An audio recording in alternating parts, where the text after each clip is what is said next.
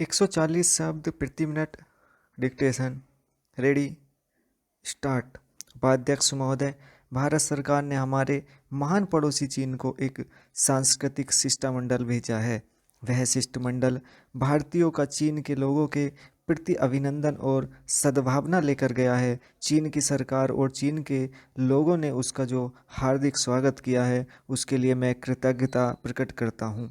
मुझे दुख है कि दक्षिण अफ्रीका की सरकार की जातीय नीति अभी भी जारी है और उसके कारण गंभीर परिस्थिति पैदा हुई है। भारतीय इस नीति से बहुत चिंतित हैं क्योंकि भारतीय उद्भव के अनेक लोग दक्षिण अफ्रीका में रहते हैं, किंतु यह प्रश्न अब केवल दक्षिण अफ्रीका के हिंदुस्तानियों का ही प्रश्न नहीं रह गया है, बल्कि उसका महत्व कहीं अधिक बड़ा और विस्तृत हो गया है।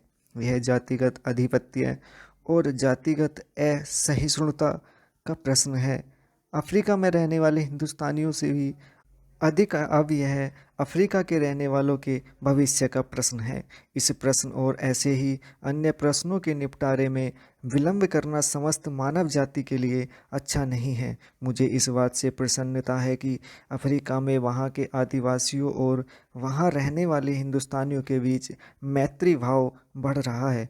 हमारी इच्छा अफ्रीका के लोगों की उन्नति में लेस मात्र हस्तक्षेप करने की नहीं है, बल्कि जहाँ तक हो सके हम उनकी सहायता करना चाहते हैं।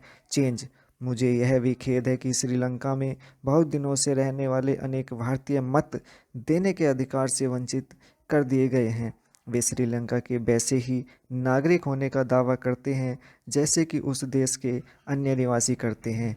श्रीलंका के साथ हमारा संबंध सहस्त्रों वर्षों से रहता आया है और हमारे संबंध अत्यंत मैत्रीपूर्ण रहे हैं।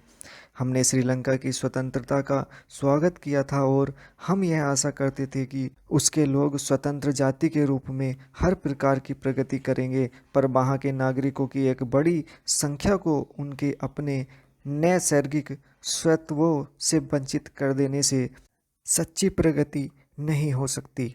उससे तो बहुतेरे जटिल प्रश्न और उलझनें ही पैदा हो सकती हैं, जैसे कि हो भी गई हैं। पिछले अनेक वर्षों से हमारे यहाँ खाद्य पदार्थों की कमी रही है और अन्न बड़ी मात्रा में बाहर से लाना पड़ा है।